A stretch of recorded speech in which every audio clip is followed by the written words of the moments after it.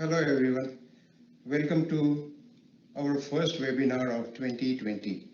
Let me introduce myself. I am Vijay Suple, occupational therapist working in Canada. Some of you might have seen me in OTCon, Nagpur, Chandigarh, recently in Mumbai. I, on behalf of my board members, would like to thank Dr. A.K. Srivastava, President AIOTA, and his team for having faith in me. I was assigned this responsibility to start International Chapter of AIOTA during OTCon 2018 in Nagpur. Our chapter's goals are simple. We would like to share ideas, knowledge, and experience with OT community back home in India. Especially, we're working on some strategies to encourage students' participation in these activities. I spoke with few students already and hope to connect with many more. We are planning a series of webinars in upcoming year 2020. Please go on our webpage and register, fill out the membership form.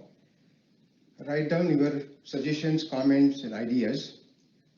We have created separate form for the students also. So we would like to hear from the students, know their ideas, and the membership is free and it's confidential. So please go on the web page and fill out the form. My team consists of experienced and academically sound occupational therapists, such as Harsh Vardhan from New Zealand. He is alumni of Nirtar in Cuttack. Karthik Mani from USA. He is alumni of Santosh OT School. Ghazala Magda in United Kingdom. She is alumni of Nagpur Occupational Therapy School. Shruti Narkani from Dubai, and she is alumni of Mumbai OT School. Jayashree Chandramouli, she is alumni of Chennai SRM, and she's in Doha. And Subramaniam, Subarish Subramaniam, he's in Australia, and he's alumni of Santosh OT School. Our next webinar will be most likely in second week of December. We will wait for the announcement. Today's speaker is one of the prominent board member, Dr. Karthik Mani, Assistant Professor, Department of Occupational Therapy, School of Health Professions in Houston, Texas, in USA. Karthik Mani is an entry-level degree in OT from Dr. MCR Medical University in India, and doctorate degree in occupational therapy from Chatham University in Pittsburgh, that's in USA. He gained some experience in NBCOT. Karthik has presented in many papers in the prestigious conferences, and he has published a lot of articles also in the journals. We are privileged to have Karthik as a presenter today. I would like to thank Mrs. Jyotika Bridlani, Dean Eckhart, AIOTA, for her guidance and support during this process. Now, I would like Dr. Karthik Mani to start his presentation. Thank you, everybody. Welcome to the International Chapter of IOTA's webinar on evidence-based practice. We sincerely appreciate you deciding to spend your evening with us virtually. I sincerely appreciate Dr. Vijay Suple and the board members of the International Chapter for this opportunity to be a presenter today. In my school and college days, I used to be a bowler, but today I'm like an opening batsman, opening the webinar series of International Chapter. As I said, a webinar series, yes, I said correctly. So look forward to more webinars from the chapter. You will receive, flyers with the event announcement as and when we plan webinars. And when you get those, make sure that you go ahead and sign up as soon as possible. We close the registration 48 hours before the event, and then we will send the meeting link to all the registered attendees. When you fill out the registration form, make sure that you put your email address correctly, because when we send the emails this time, we got several bounce back, like 25 to 30 bounce back. So that shows that when they just misentered or mistyped their email address. All right, with that announcement, I also want to extend my thanks to Dr. Anil Srivastava and his team at the AIOTA, and Dr. Jyotika Bichlani and her team at the ICAIOTA for their support to this event. Last but not the least, I want to immensely thank the University of Texas at Medical Branch in Galveston for providing us this virtual platform for us to interact and learn. So before I proceed with content, there are a few housekeeping things. First, this is a Microsoft Teams live event, so there might be a delay in the transition of slides, or sometimes you may see me talking, but there may be a lapse before you can hear what I said. That's a way team works. It might be frustrating for some of you, I understand, but I think Microsoft will change this soon.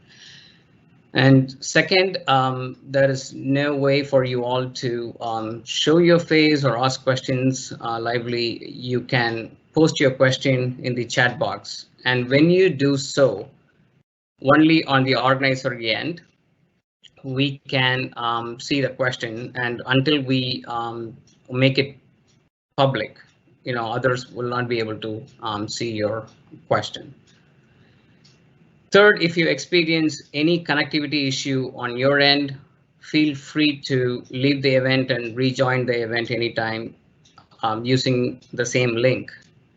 But touch wood, if there is a connectivity issue on my end and the event got ended, I will not be able to restart this event. In that case, I would strongly recommend you all to go to the email that you used to register for this event, and you will find a new event link. I mean, just in case, 99.9% it won't happen, but just 0.01.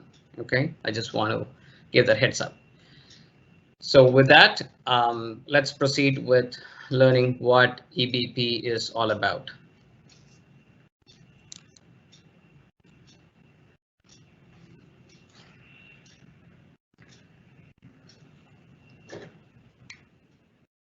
So these are the objectives of today's webinar. You might have seen these in the flyer itself.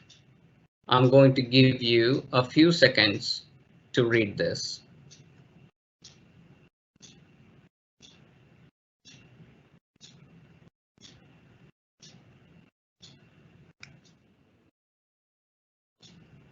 Some questions. So I have used sensory integration for children with autism spectrum disorder, and I know it works. However, the research on SI effectiveness is equivocal. Should I continue to use that approach?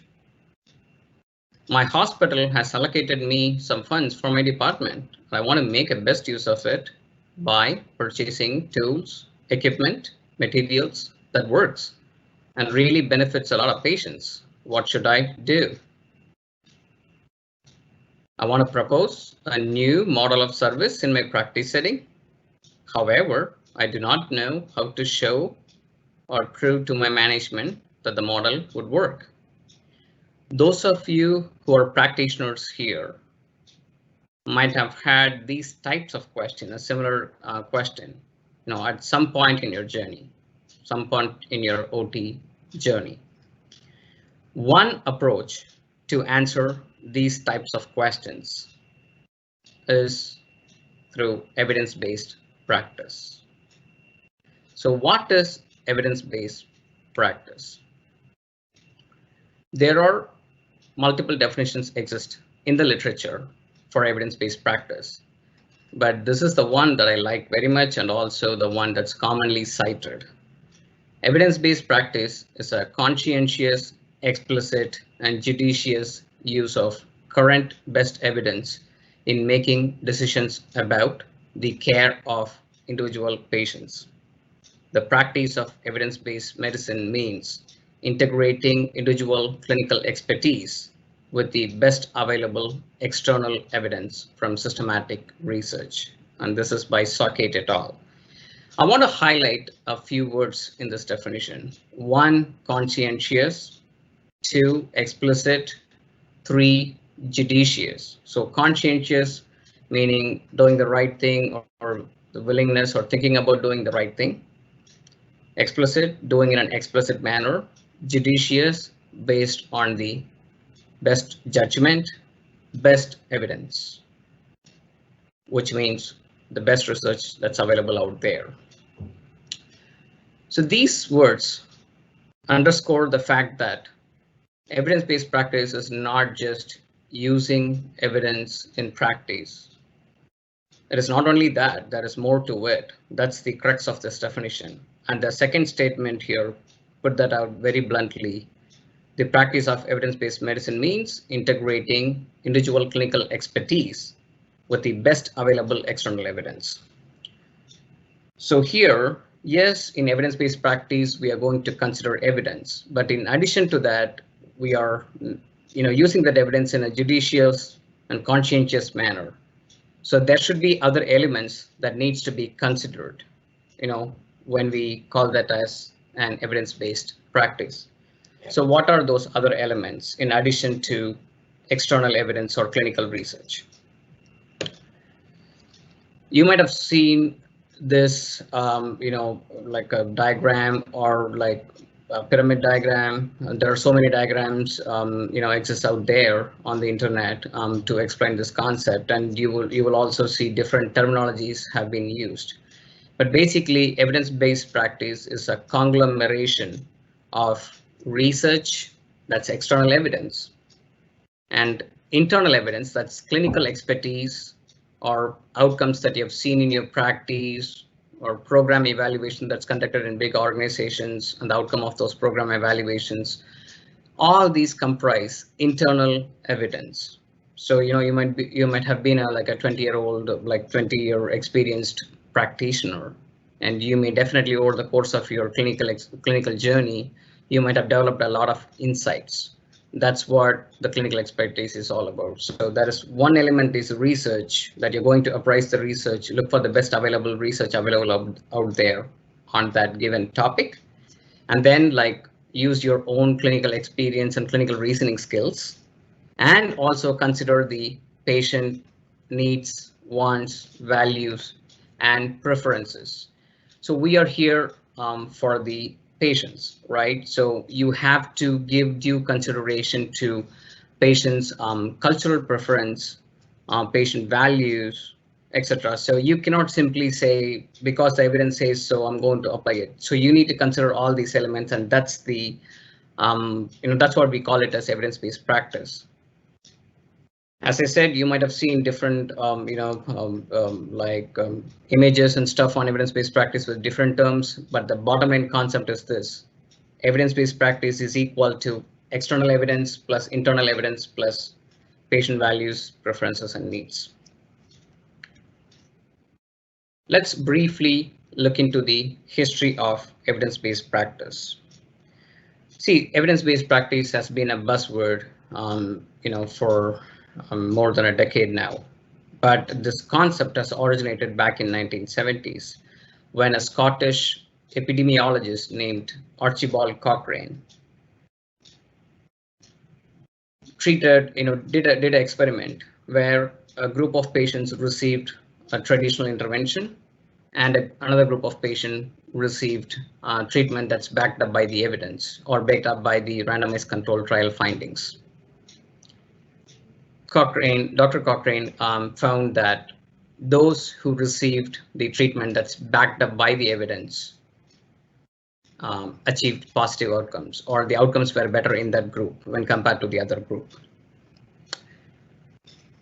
So he then started strongly advocating for the use of randomized controlled trial in delivering treatment.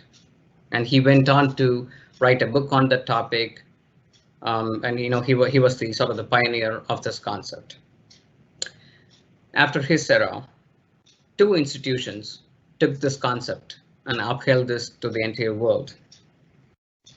And they are McMaster University in Canada and Joanna Briggs Institute, which is an international organization housed in South Australia. These two institutions basically produced a lot of materials, educational information pertaining to evidence-based practice. They published books. They, had separate journals that's meant for evidence summaries. So basically, they just took it to the next level. And in the 21st century, the concept of evidence-based practice has gained even more prominence. And in the last decade, almost all healthcare programs in the developed countries have started, teaching this EBP. They have like a intense multi-semester course to help the students learn EBP and complete an EBP project. So throughout their education, the students have been trained to do evidence-based practice, and other countries are really catching up as well. Let's look at the Indian scenario. India is also catching up with this concept. The first available literature pertaining to evidence-based medicine or evidence-based practice was in 1990s. And in 1991, Indian Clinical Epidemiologist Network, India CLEN, was formed. And later, in 1998, with the funding from the central government of India, Cochrane Network in India was formed at the All India Institute of Medical Sciences, New Delhi. Then in 2005, along with several other South Asian countries, South Asian Cochrane Network, SACN, was formed. In the beginning of this decade, the Indian Association of Pediatrics has introduced a section called Eureka in its journal Indian Pediatrics. Eureka stands for evidence that is understandable, reliable, extendable, current, and apprised.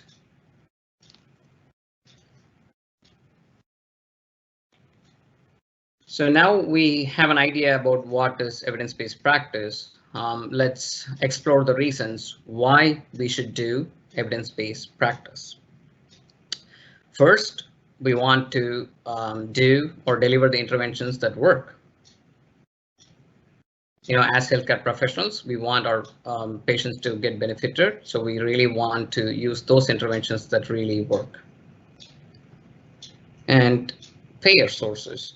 In India, still most of the healthcare reimbursement is through out-of-pocket payment, but in most of the other countries, developed countries, third-party payers are the ones who pay for, again, the healthcare reimbursement is through third-party payers. In other words, insurance companies. So these payer sources, if they want to pay for a service, they want evidence. They want to pay only for those services that work. So for that, we need to engage in evidence-based practice and show the evidence. And engaging in evidence-based practice will also reduce a lot of trial and errors. Say you have a patient and you tried one approach, and after several weeks of intervention, you see no improvement, and then you pull down that approach, you introduced another approach to deal with the same problem. So, and you can do this with this with this trial and error, there's a time lapse, energy lapse, money lapse. So by looking into the evidence and using your best, clinical judgment and considering the patient factors, you can reduce this trial and error and thereby reduce a lot of time, energy, and cost. The next is evidence-based practice ensures consistency in service delivery across geographical areas. So if that is an effective intervention to address a clinical problem, no matter where the intervention is delivered, whether it's Chennai, Delhi, Mumbai, or Kolkata, it's going to be the same. It sort of ensures consistency in service delivery across the borders. And nowadays, even public, with the advent of technology and internet, they know a lot and they expect a lot from a service provider. And using evidence-based practice is one way to fulfill that expectation. And engaging in evidence-based practice also helps professionals. It helps them stay abreast in their field. And also it helps them with their professional development. And there are some literature out there that shows that those who engaged in evidence-based practice reported that they felt empowered, so basically evidence-based practice empowers clinicians. And it also benefits business owners and entrepreneurs, because research has shown that those institutions that use evidence-based practice experienced reduced staff turnover. In other words, they were able to retain their talent when compared to other institutions that didn't use evidence-based practice. So the bottom line here is evidence-based practice, almost all stakeholders, patient, practitioner, regulators and third-party payers, business owners and entrepreneurs. So all stakeholders get benefited by engaging in evidence-based practice. Now let's look at the steps involved in evidence-based practice. In other words, how to do evidence-based practice. A disclaimer here. Evidence-based practice is a huge topic, and it would be impossible to cover that topic in 1 hour. So I'm going to really provide a high-level superficial overview, and I could, realistically, I could present a webinar on each of these topics or each of these steps. And another reason why I don't want to go much deeper is we have a mixed audience here. We have about 50% of registrants are students, and some are novice practitioners, some are experienced practitioners, and some are experts and academicians. So they all know, this topic at different levels. So I'm just going to keep it in a superficial manner. So it kind of applies to everyone of the audience, and also, that's the best thing that we could do in the limited time we have. So the first step in evidence-based practice is identifying PICO, PICO. It's pronounced as PICO, and there are variations in PICO format. There is a PAO format, PICO, but it's all one and the same. And I will review what PICO is in the next couple of slides. So once you identify that clinical question, so in practice, you're thinking of something and you have a question. Does brushing helps with reducing tactile defensiveness in children with, sensory defensiveness or sensory modulation disorders, or children with autism spectrum disorders, stuff like that? You have a question here, right? That's, we need to frame that question in a particular format, and that's what we call it as PICO. We'll talk about it. So once you have that clinical question, then you need to go and conduct a literature search. And again, we will review that, how to do that. After you conduct the literature search and identify the best available evidence out there, then you're going to critically appraise that evidence. After the critical appraisal, you're going to take that information and try to formulate an intervention and apply that evidence in your practice, and then monitor the outcomes and eventually develop best practice guidelines. Let's review each of these steps in a bit more detailed manner.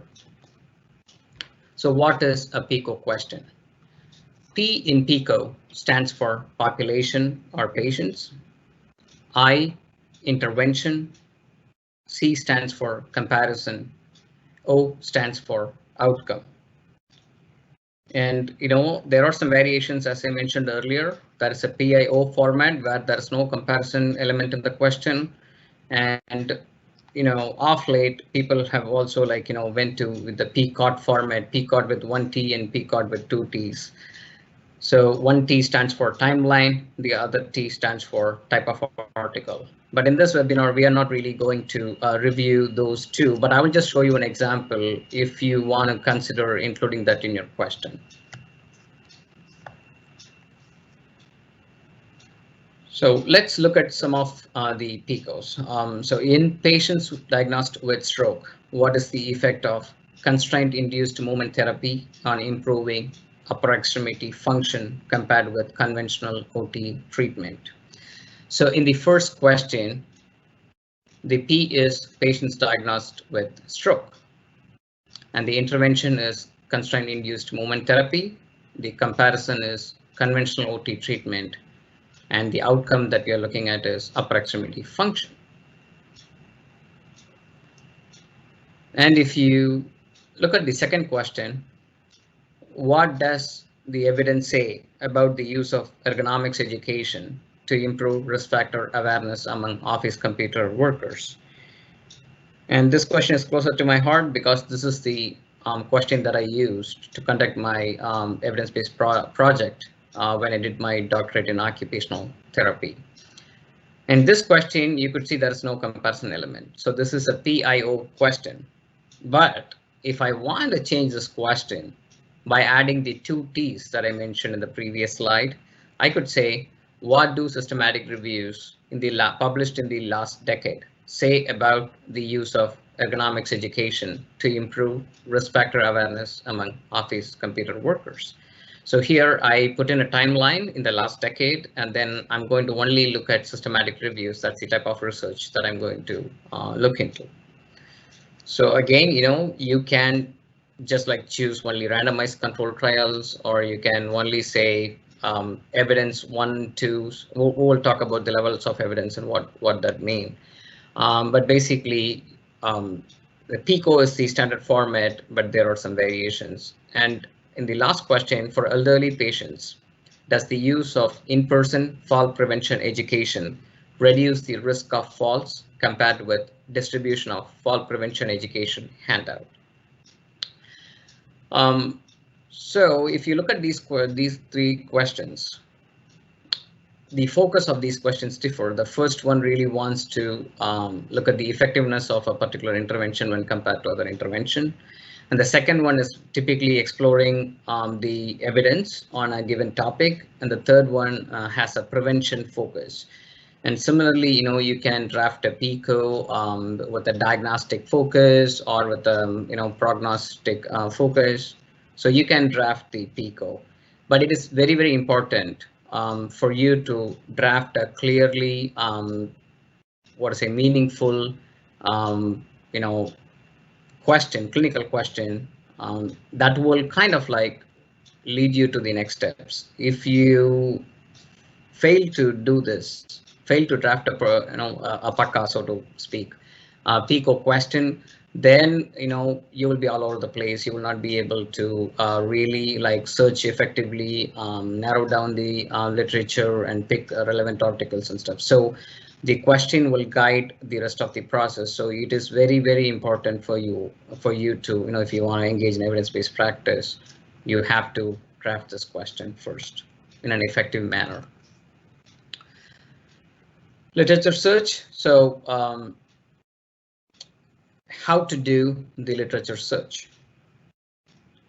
Let's take the first question that we saw in the previous slide as an example. So in order for me to conduct a literature search, I need to come up with search terms. So how to do that? So as you could see here, I took those elements because of space limitations. I didn't put C here, but I could have taken that as well. But basically take those elements from your PICO question and then note down the keywords and think of alternate terms. So for stroke, we have cerebrovascular accident hemiplegia. And for CIMT, restraint therapy, targeted therapy.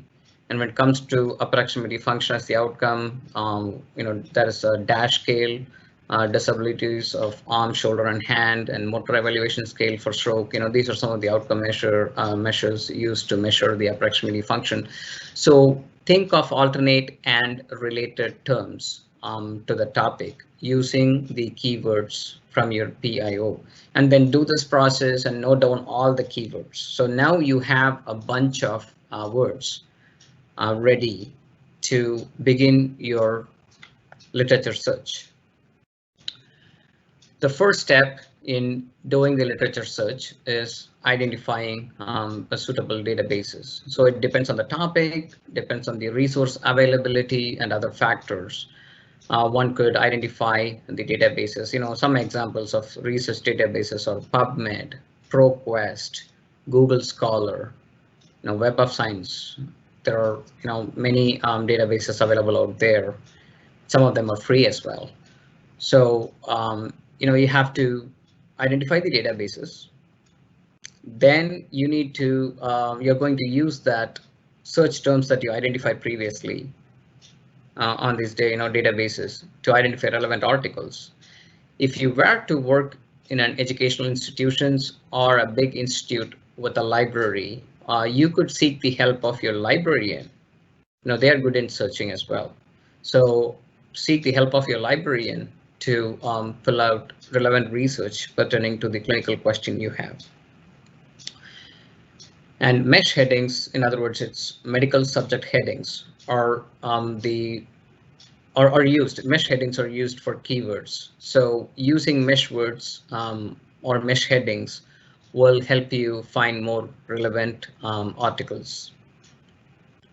And sometimes, depending on the topic, you might get bombarded with thousands and thousands of articles. And just to manage your search, you can use Boolean operators. So what do I mean by Boolean operators? They are nothing but the words and, or, not, and parentheses, like the brackets are also considered as Boolean operators. So these are you can actually use this. So if your topic is too specific and there's not much literature, or your search yields very few articles and you want to expand that research, you could use the word and. But if you see really or you could use the word or. So either this word or that word. So if the particular article has word X or Y, then pull all the articles together, or it has to have this and this in order to in order for the database to pull it. I have a video link that kind of like talks what is Boolean operator in 2 minutes. I will definitely share it at the end of this webinar if time permits. If not, again, I will definitely share the link with you all. So you just kind of like, it gives you a quick rundown on what is mean by Boolean operators and how it helps. The next step is, again, you can also narrow down your search by location and timeline. You can say, I want to see only the articles published in India or United States, etc. Or you can put in a parameter. I want to just see the articles that's published from 2011 to till date, or from after 2000. So you could put in a timeline, or you can put in a location parameter to really narrow down your search to keep your article list, manageable, at a manageable level. So once you identify the articles, then you're going to use the process of elimination. How to do that? So basically, say after you do all these previous steps, identify the clinical question, identify the research terms, use those terms in the databases that you found, and you now have, say, 78 articles in the list. First step is to go through all the titles. And by reading the title itself, you will know whether that's related to your clinical question or whether it's pertinent to it or not, then eliminate them. So then that will reduce the list to, like, say, 30, 40 articles. Then review the abstract of those articles quickly. And that will give you an idea, okay, this article is not really looking at the outcome measure that I'm interested in. Or this article, even though the diagnosis, the population aligns, the interventions focus is completely different. So like that, you will be able to eliminate more articles after reviewing the abstracts. And then you will end up with a list of articles that are meant for full text review. At this juncture, you can actually do one full text review before you go to the next step, or you can take all those articles with you for the next step in the process, which is critical appraisal.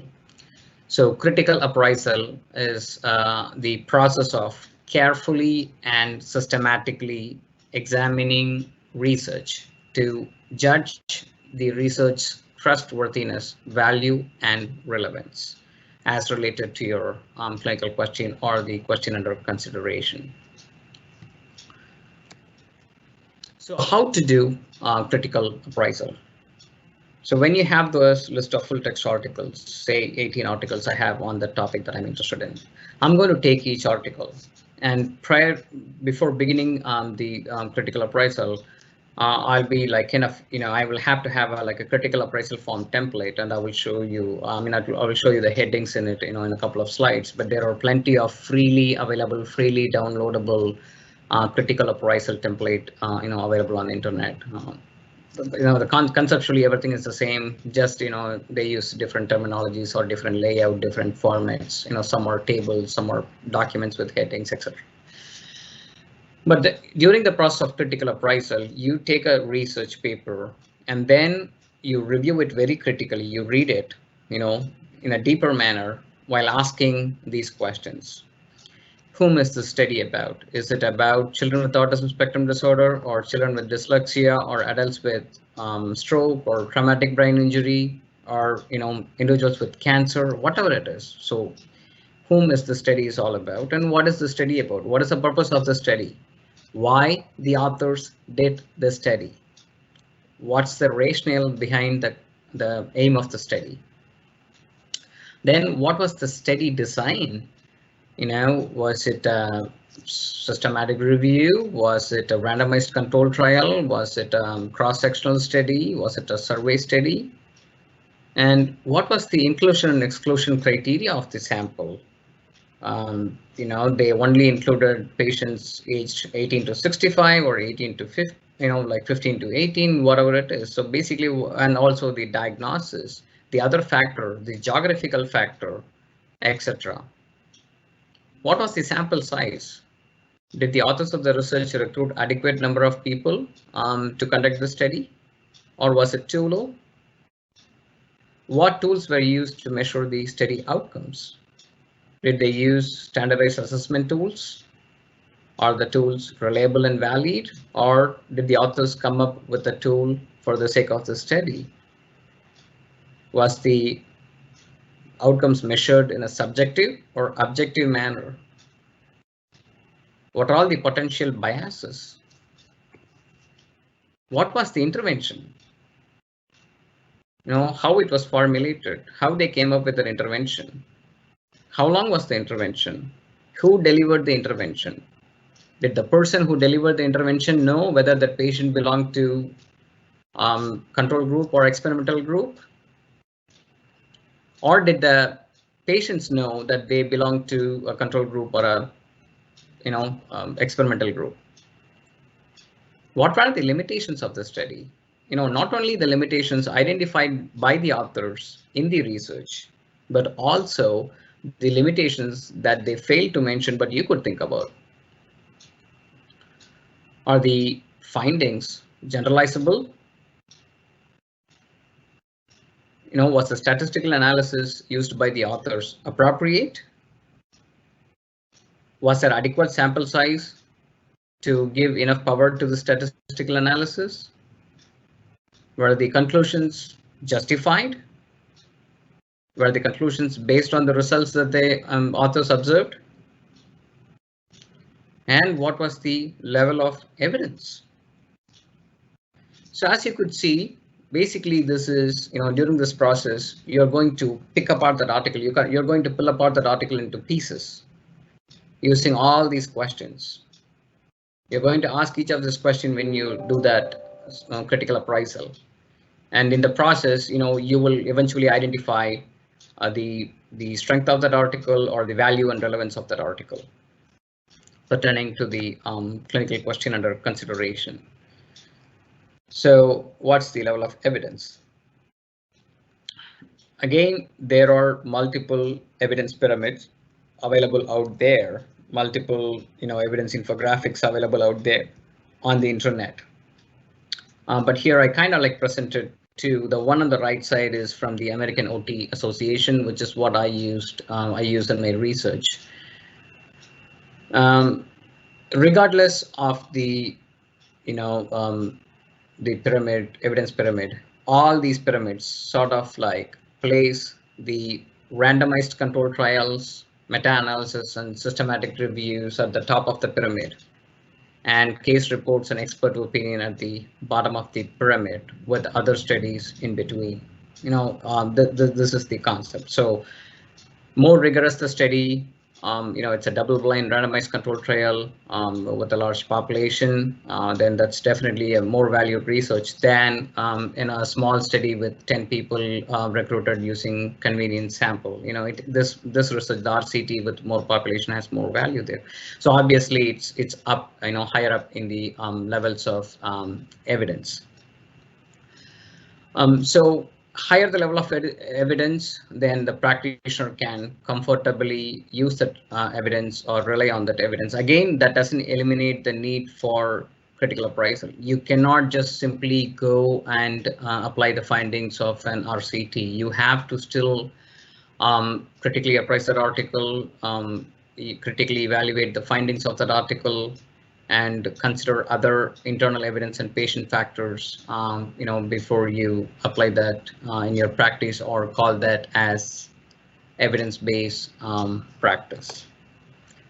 So as I mentioned earlier, there are multiple different types of forms available out there, and most of them are free. So in a critical appraisal form, again, you will see more headings than this, but typically you will see these headings. Obviously, all forms will have a column or a line for reference, because in case if you want to relocate that article, you need to know the reference of that article, the authors, the title, when it was published, the link to access everything goes here under the reference column. And then the purpose of the research. So here you basically state the aim of the study and why the study was conducted by the authors, and the population under consideration. So was the study about patients with stroke or patients with Alzheimer's disease, whatever it is. And also you have to mention the age parameters and everything under this section. And study design, identify the study design. And using the evidence table that we saw in the previous slide, you're going to identify the level of evidence, like 1, 2, 5, whatever it is. And the methods, how the study was conducted, how the participants were recruited, was there a research IRB ethical board approval sought, how they recruited the samples, they administered the pre-test, and then they delivered the intervention, then they administered a post-test, etc. So you just like provide a summary. Don't copy paste from the article. That's not really going to help you. Just read through it and try to write and fill this form in your own words, and that's when you're really synthesizing that information and you're really doing a critical appraisal. That's my 2 cents. And outcomes, again, mention the study's outcomes, and also try to mention the outcome measures that were used to study the outcomes here, and whether they were valid ones, or the reliability and validity of the tools, etc. And the intervention highlighted in that study, mention that here. Again, try to complete this form using your own words. And limitations, include the ones that are identified in the paper in addition to the other ones that you could think of. And this, the final question here is, in my view, is the most important part, or most important segment or section of the critical appraisal form. So you need to really, like in a few sentences or a paragraph, you need to really think through the study as a whole, and then say why the study is pertinent to my PICO, or the clinical question under consideration. So you need to really say that out here, and that will kind of help you decide whether you need to keep this article in the list or you need to eliminate it, because even after full text reviews, critical appraisals, the studies can be eliminated, because if after you do everything, read through the whole study, you say, oh no, it is like a broadly associated with the question, but it's not really giving me anything pertaining to this question, then you're going to take that article away from that as well. Excuse me. So now you're going to use that evidence template for each article, and say you have 18 articles, so you have 18 evidence summaries. Lay them out, look at all the articles, and then look at the limitations, everything. Consider all the information that you have in front of you. Synthesize that information, and you will see some themes emerging. say, for example, of the 18 studies you reviewed, 10 studies say group therapy for children with Asperger's syndrome, helps with, peer interaction or coworker interaction, etc. And 2 studies, found some negative results for that, and 6 studies, didn't really say anything or said that could be a mild positive outcomes or something. But you could see the majority of the studies indicated that this particular intervention is helpful in yielding that particular outcome. So that's a theme there. So if, like, similarly, when you synthesize this, you will see a lot of themes emerging. So try to note down all the themes and try to elaborate on the themes by reflecting on it. And based on these themes, then you need to consider all these themes and then develop a protocol, a treatment plan, or develop an intervention. And when you have that intervention, again, a lot of people think that, okay, I looked at the evidence, I synthesized it, and then I have the intervention here. But that doesn't conclude the evidence-based process. You need to apply that intervention and then look at the outcomes. Okay, so you have an intervention plan designed based on the evidence and other factors, and you're going to apply that to a group of people. And then, say, for example, the research says once a week group therapy for 6 months for children with attention deficit hyperactive disorder, helps with this particular skill. So you're going to develop a protocol of, of a similar sort, and then you're going to implement the protocol for 6 months, and at the end of the 6 months, you're going to identify the outcomes, measure the outcomes, and then see whether that works or whether that yielded the expected outcomes or not.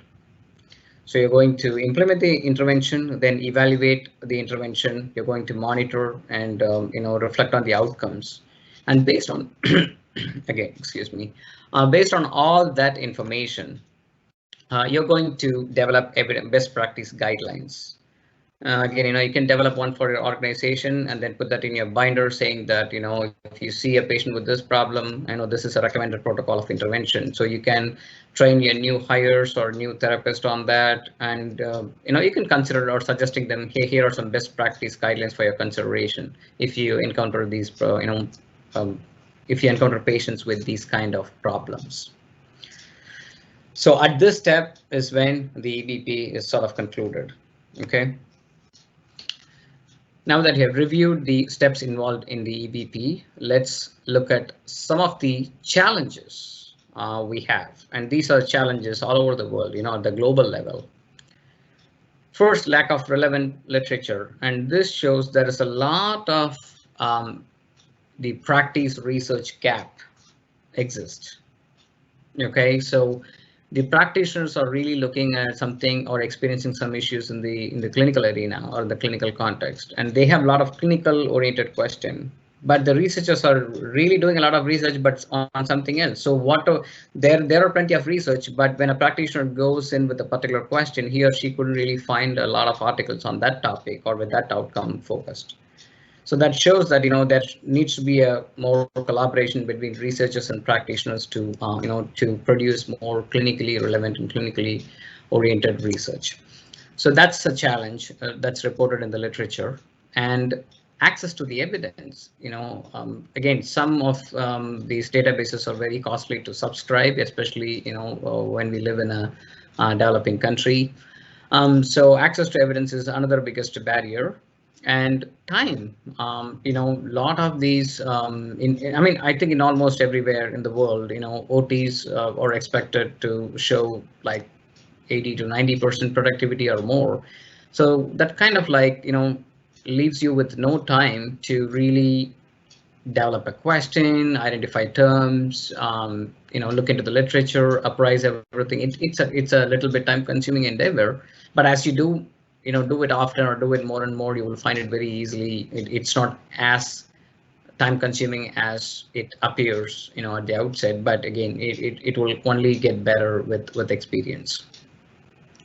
And then lack of organization support.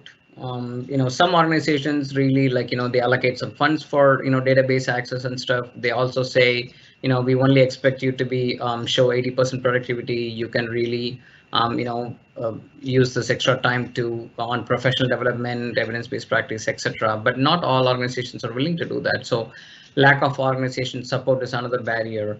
And skill set limitations, again, in order to engage in EBP, you need to have like a basic understanding of research, as well as you need to know how to conduct a literature search. You need to know how to use a database or how to search in a database. And also, you need to know how to do critical appraisal. So there's a big skill set limitation. And lack of interest is also another barrier, lack of attitude. Basically, they say, whatever happens, I don't care. I have a full-time job, my job is secure, and I'm kind of like, I know certain things to do. I'll just keep doing it and then move on in my life. So I don't really care about anything else. So that's a lack of attitude and interest.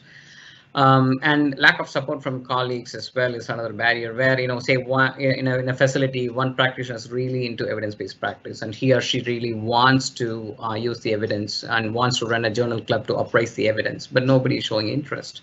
So that's a challenge there. In addition to the global challenges that we have seen, we have some context-specific challenges too. Challenges pertaining to the Indian context of practice. First is language. We have 22 official language, and different jargons have been used in different parts of the country. So that kind of makes it really challenges to generate evidence, disseminate evidence, and also to apply that evidence in practice. And commercial advertisements, are not much, somewhat regulated, but still, it needs they need a lot of regulation. So they come and bombard you with information that are not evidence-based practice. They say if you use this medicine or if you apply this one, it will heal you. And we are to complicate it further, we have family members, relatives, and religious leaders. Everyone provide a lot of healthcare opinions, and in this mix with a lot of non-evidence-based recommendations with some evidence-based recommendations in this mix, the stakeholders get confused. So it's a challenge to embrace the concept of EBP for the practitioners. And non-inclusion of EBP in the undergraduate and postgraduate curriculum. As I said, most of the developed countries have an intense course, but when we look at most of the Indian healthcare courses curriculum, there is some mention of EBP, but it's not really rigorous and in-depth, or in some cases there is no reference to EBP at all. But the latest version of the syllabus has references to evidence-based practice, or at least the word evidence-based there. So definitely we need to put more emphasis there. That's another challenge there. And lack of regulation.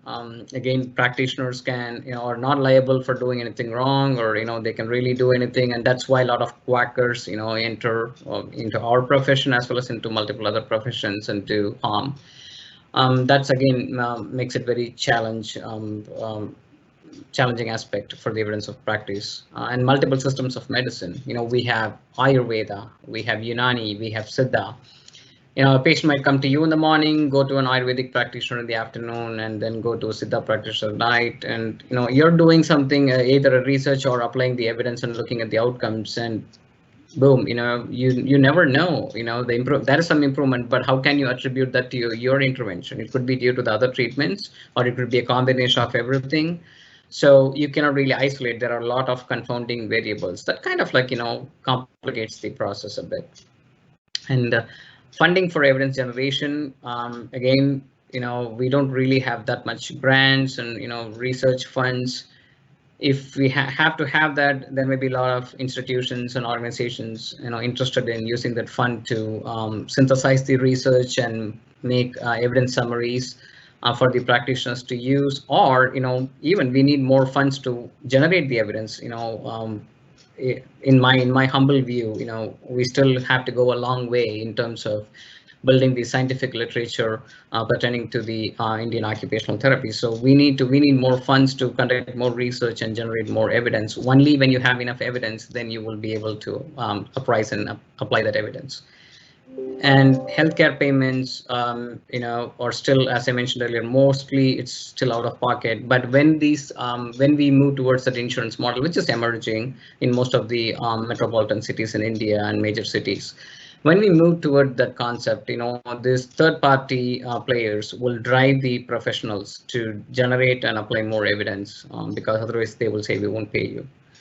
So these are some of the challenges pertaining to the Indian context.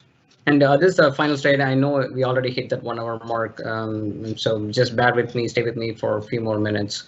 So evidence-based practice and research, a lot of people, that is a myth that a lot of people think that these are the same, but they are not. Research is all about generating new knowledge or validating the existing knowledge, and evidence-based practice is applying the evidence to practice. So these are definitely two different things, not one and the same.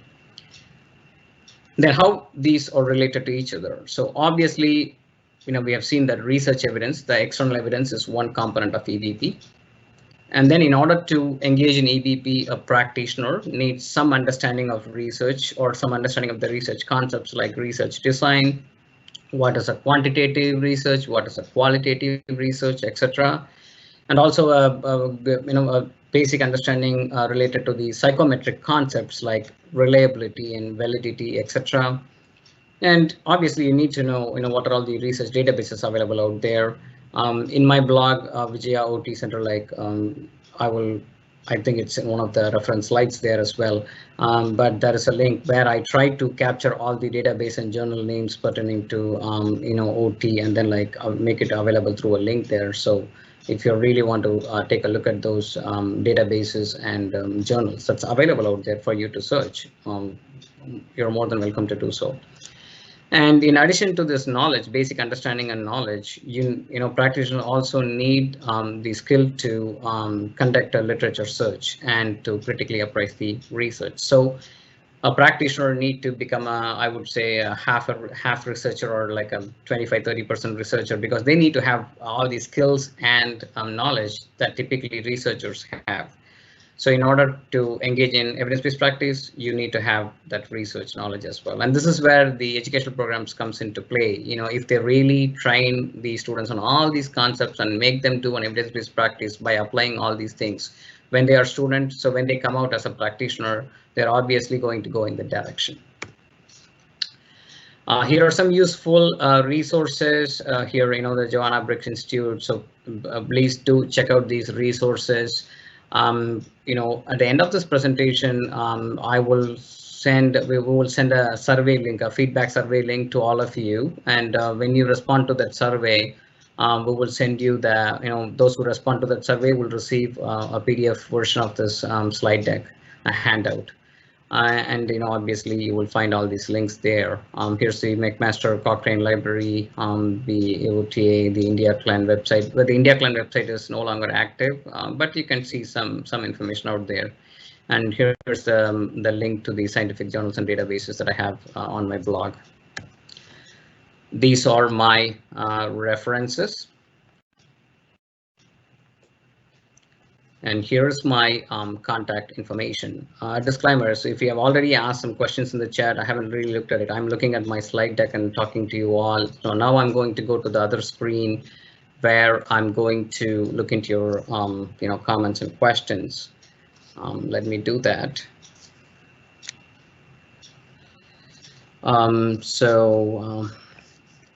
I will wait for another 10 minutes.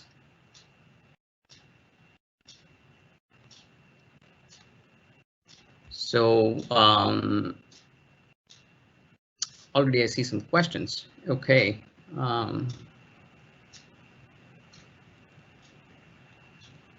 So the blurry thing, I don't know, maybe something to do with the connectivity issue or something to do with the Microsoft thing.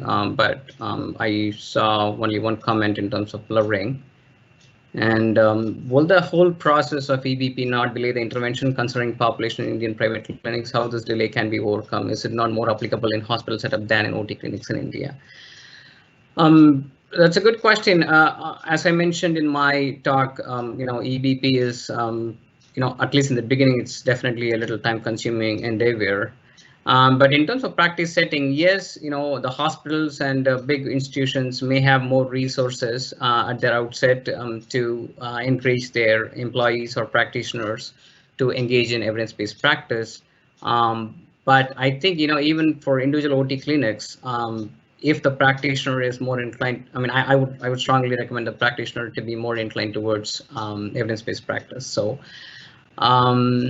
they can still do, utilizing the free databases available, and if they are, really a successful practitioner who's ready to invest in some database subscriptions as well. they can at least broadly look at the evidence. And one suggestion I may have is, like, if you don't have the time to really do the entire EVP process, at least, identify the research articles pertaining to the research question you're interested, and then review the abstracts to a minimum extent, and then like try to glean the outcome there. Again, it is not critical appraisal. It's just simply looking at what the research say, and then like try to use that with your best clinical judgment and patient needs. I hope I answered that question. Again, if I ran out of time, or if I didn't really address your question the way that you conceived that question, feel free to email me that question. I'll be sure to answer that. Okay.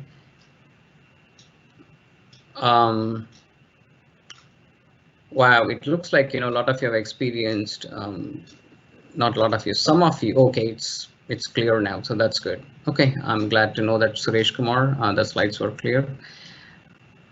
Okay, there's a comment saying that EVP has been included and taught in the UG and PG programs. I'm very, very glad to know that.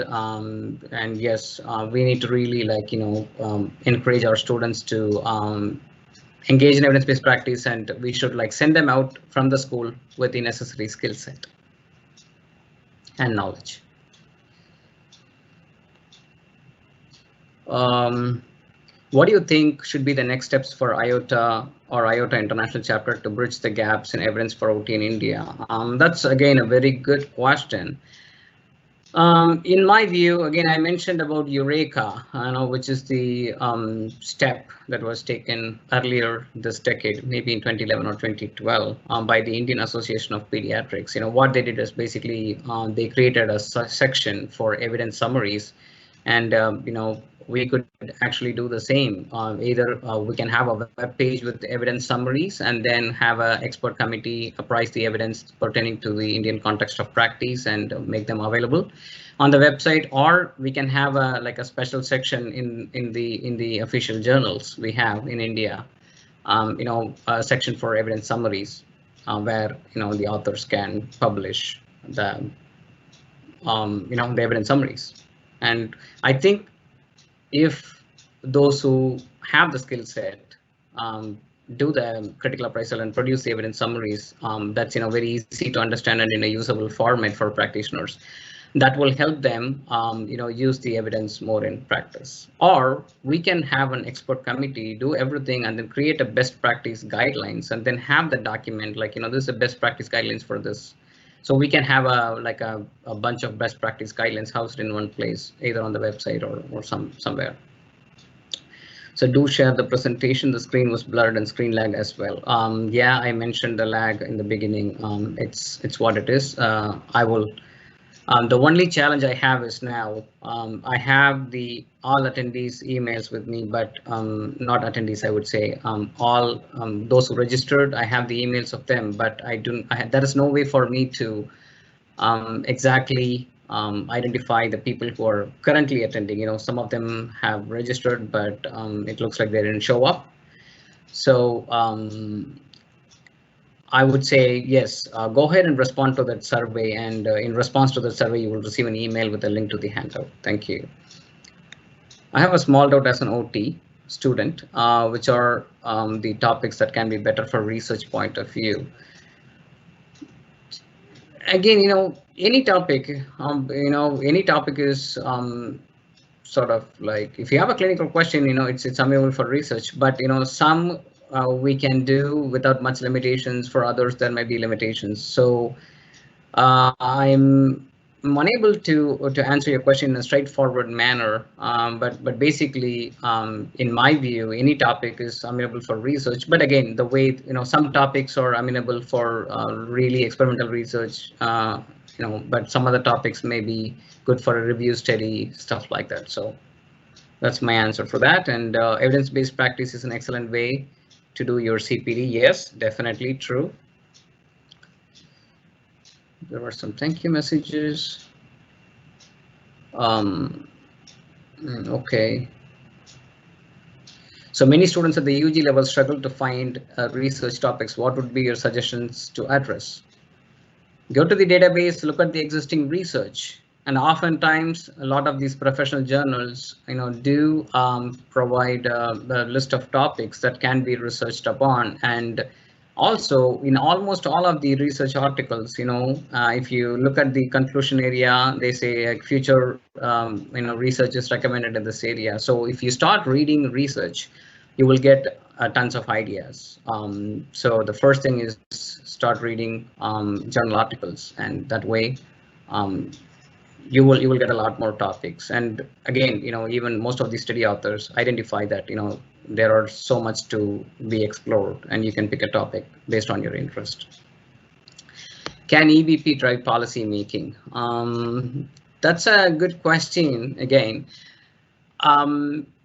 So I see the relationship it this way. So if we were to do EBP, then we are going to yield better positive outcomes. Yes. And then with that outcomes, we can strongly advocate for the profession, and through that we can influence the policies. So if we have if we were to generate more evidence and apply that evidence, and then also found that it works in the real life clinical settings, that's a valuable data. So we need to generate more data for advocacy purposes, and using EBP is one way to do that.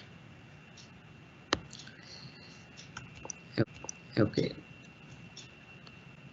So what ethical considerations we need to take for the same?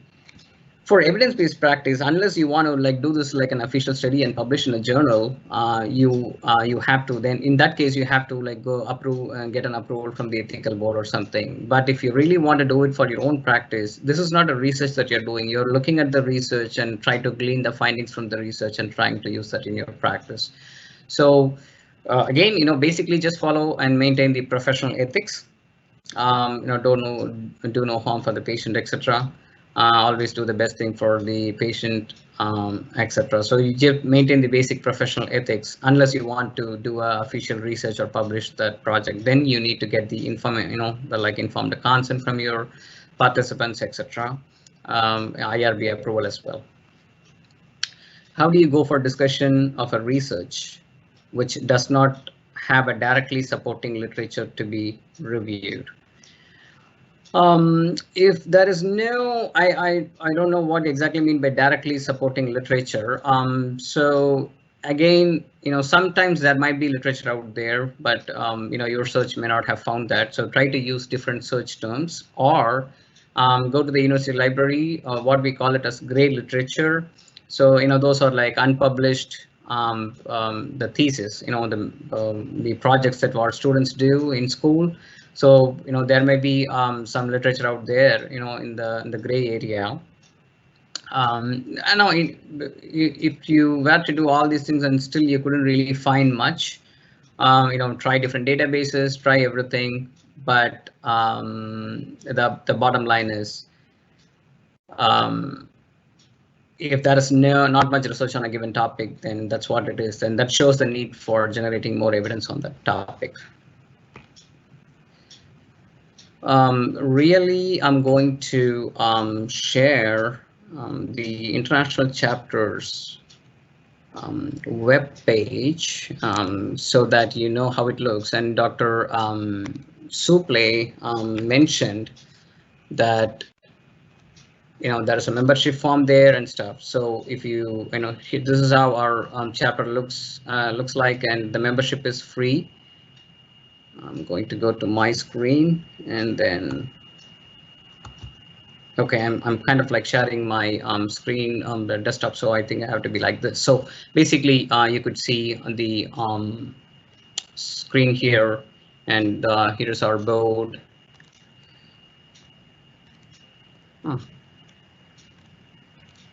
It's not letting me show the committees, but let me see one more time. If not, okay.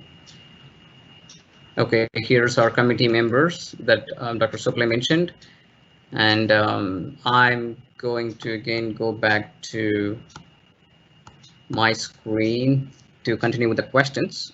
See, that's a problem. If I were to come back to my screen, you will see my screen. So I'm going to stop sharing so that you won't get dizzy.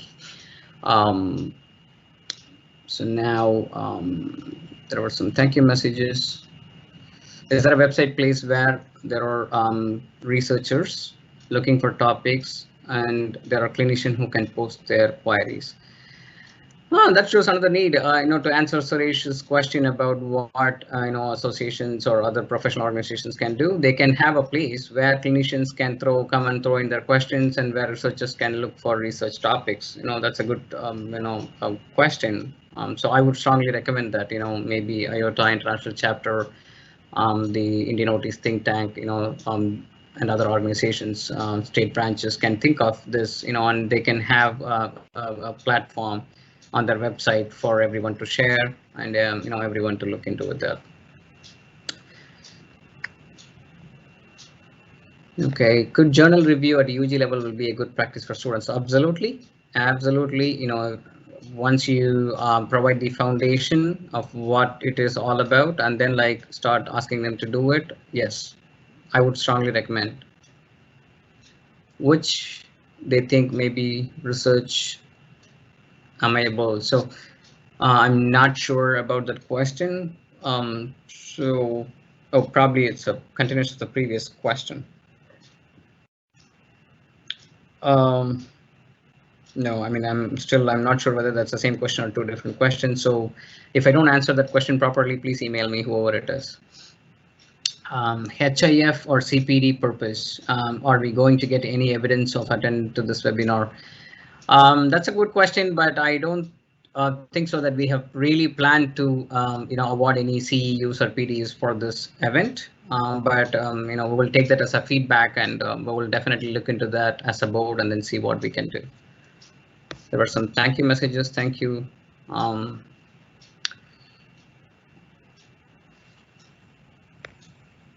There is limited evidence for our specific situations often, but the idea is to get the best evidence possible. Yes, that's a comment. Welcome comment. Thank you. How to publish our research if you are doing it for the first time?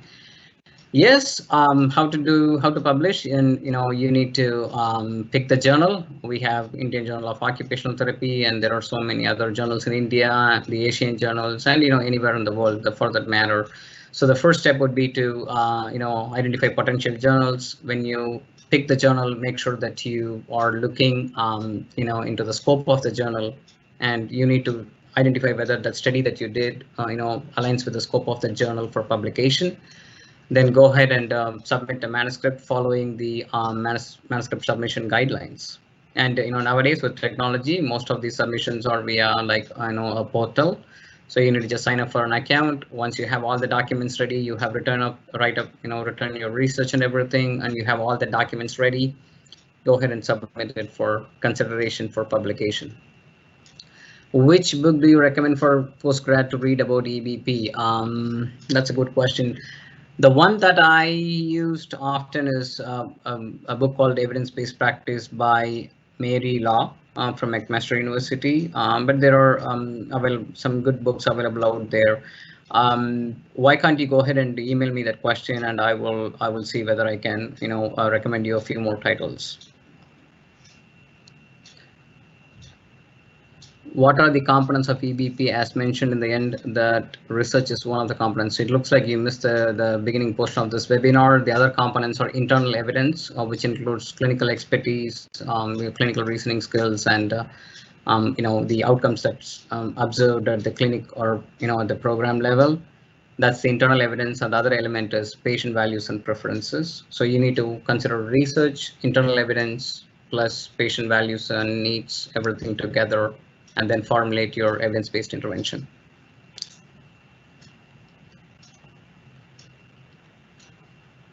Does all Indian OT academic institutions have IRB? I think I'm not the correct person to answer that question. Maybe you may want to send this to AICAIOTA, or if you happen to know the school's administration or school's principal, please send an email to them. You're most welcome. Looks like I have answered most of the questions, and again, it's already been 20 minutes post our time limit. So I'm going to quickly, play a video, a message by Dr. Jyotika Bichlani. So hang on.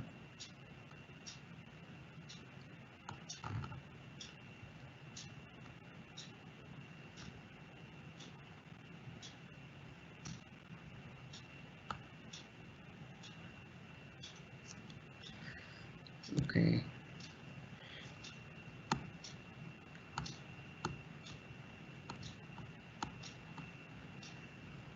Hello, everyone. I'm Jyotika Bijnani, Dean of Academic Council of Occupational Therapy of All India Occupational Therapists Association.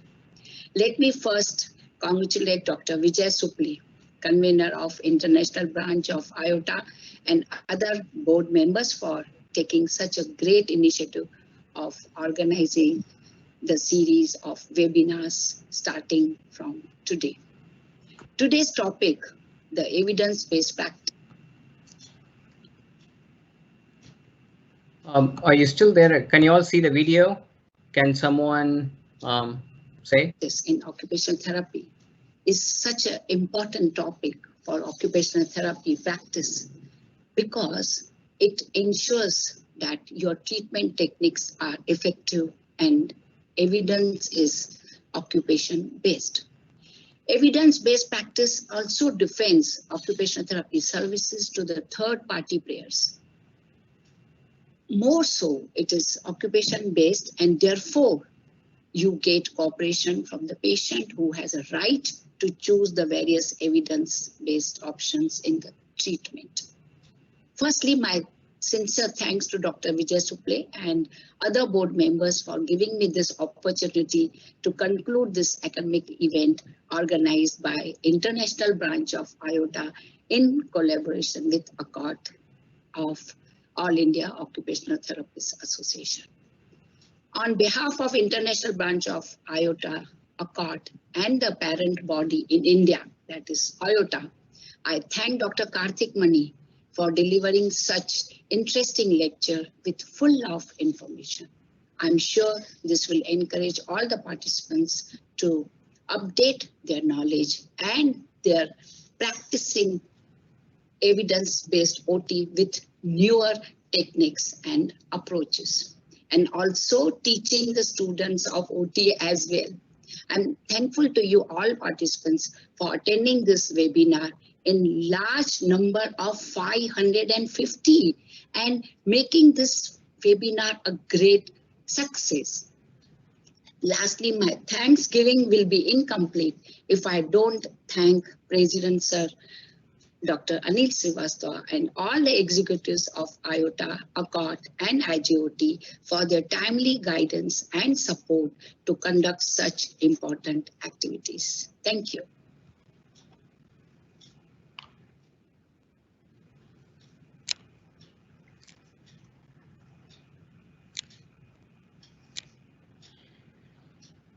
All right, so we are here. I'm going to stop sharing. So just a final thank you to all of you. Thank you so much for being here and help us run this first webinar in a successful manner.